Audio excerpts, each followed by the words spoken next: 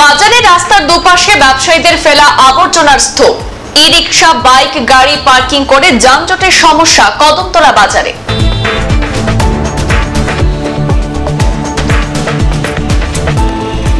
উত্তর ত্রিপুরা জেলার ধর্মনগর মহকুমাধীন কদমতলা বাজার ব্যবসায়ী এবং কদমতলা উন্নয়নের স্বার্থে রাজ্য সরকারের পিডব্লিউডি দপ্তরের আর&বি সেক্টর থেকে কদমতলা বাজার এলাকাকে সৌন্দর্যায়নের জন্য অর্থ বরাদ্দ হয়। প্রায় 5 কোটি টাকার অধিক ব্যয় করে রাস্তার মাঝখানে ডিভাইডার দিয়ে 2022 সালের ডিসেম্বর মাসে শুরু হয়েছিল এলাকার উন্নয়নের কাজ। বিগত বেশ কিছুদিন যাবৎ স্থানীয় বিদ্যুৎ দপ্তরের অসহযোগিতার ফলে কাজ কিছুটা থমকে গেলেও বর্তমানে প্রায় 90% উপর কাজ সম্পন্ন হয়ে গেছে। শুধুমাত্র ডিভাইডারে বসানো পোস্ট লাইটের কাজ বাকি রয়েছে, সেটা নাকি ঠিকাদারের কাজে বরাদ্দ রাখা হয়নি। যদিও দপ্তরের নিয়ম অনুযায়ী যথারীতি রাস্তার কাজ প্রায় সম্পন্ন করেছে ঠিকাদার মাতাবুদ্দিন।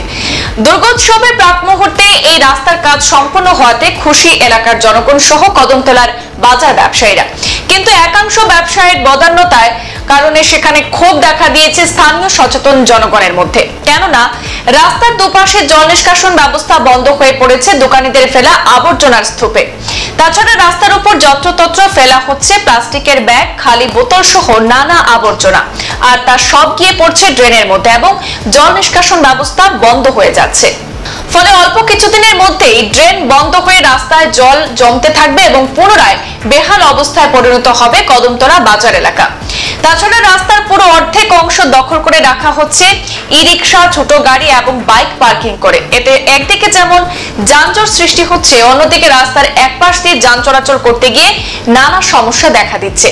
আর বিষয়টি নিয়ে স্থানীয় ব্লক প্রশাসন থেকে মাইকযোগে সচেতন করা হলেও কে শুনে কার কথা। আর এই বিষয় নিয়ে স্থানীয় প্রশাসনকে নজরদারি রাখতে দাবি জানিয়েছেন স্থানীয়রা।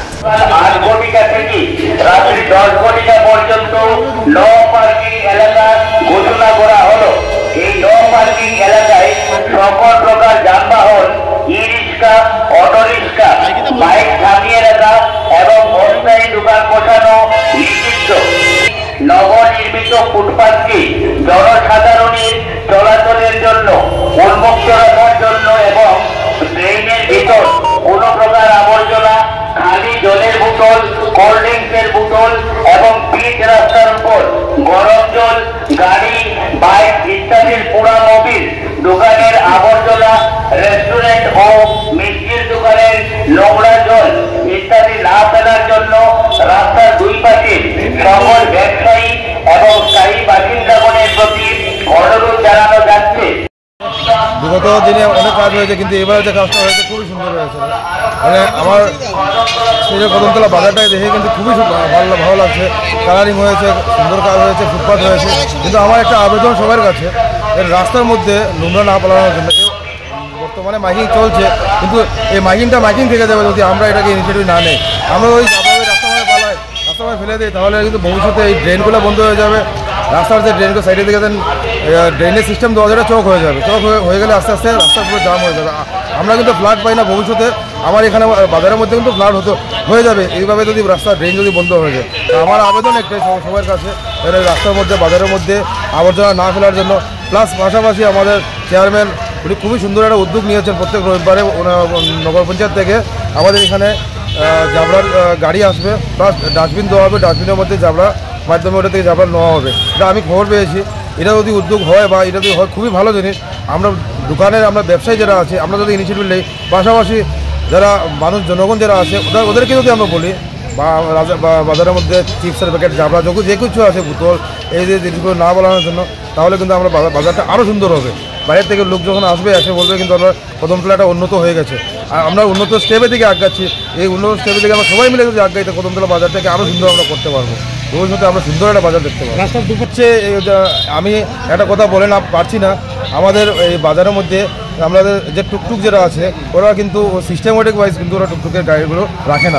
ওরা এমনভাবে গাড়িগুলো রাখে, ওই জন্য একটা গাড়ি আসছে এখন ওই নাম্বার একটা ক্রস করছে, কিন্তু ক্রস করতে গিয়ে ওর কিন্তু অনেক অসুবিধা হচ্ছে কেন, অনেক টুকটুকগুলো রাস্তার মধ্যে ওরা কিন্তু একটা যদি নির্দিষ্ট স্থান থাকে বা একটা সাইড নিয়ে যদি তারা দাঁড়ায়, তাহলে কিন্তু গাড়ি ক্রস করতে পারে। টু ওয়ে হয়েছে, কিন্তু আলটিমেটলি আবার যদি ওই সেম আমরা ওই জ্যামে থাকি, তাহলে টু ওয়ে কোনো করতে হবে না। কাজটা করেছে উন্নয়নমূলক কাজ, এই উন্নয়নমূলক কাজটা খুব ভালো কাজ করেছে। এটা কদমতলাবাসীর জন্য খুব সুখবর এবং কদমতলাবাসীর জন্য একটা শুভেচ্ছা, কারণ কদমতলা বাজারে এত সুন্দর এই রাস্তাটা হওয়ার পরে হয়েছে। কিন্তু আজকে যে সুন্দর জিনিসটা আজকে যেভাবে বাইক রাখা হচ্ছে, আজকে যেভাবে ই রিক্সা রাখা হচ্ছে, আজকে যেভাবে বোতল ফেলানো হচ্ছে, যেভাবে জলের বোতল, নেশাজাতীয় বোতল, বিভিন্ন বাজে খাওয়ার দাওয়ার এগুলো রাস্তাতে রাখা দেওয়া হয়েছে। কিছু কিছু জায়গা গর্ত রয়েছে, সেখানে জল জমলে পরে এই জায়গাগুলো ফেটে যাবে, বিভিন্ন ধরনের সমস্যা হবে। তাই আমরা চাই এই রাস্তাটা হয়েছে সরকার জনগণের জন্য করেছে, কদমতলাবাসীর জন্য করেছে, এলাকাবাসীর জন্য করেছে। খুব খুশি আমরা সরকারকে ধন্যবাদ জানাই। কিন্তু রাস্তাকে সুরক্ষিত রাখার জন্য, রাস্তাকে সুব্যবস্থা করার জন্য সরকার যেন বিহিত ব্যবস্থা করে দেয়। আমাদের জনগণের সচেতন থাকতে হবে।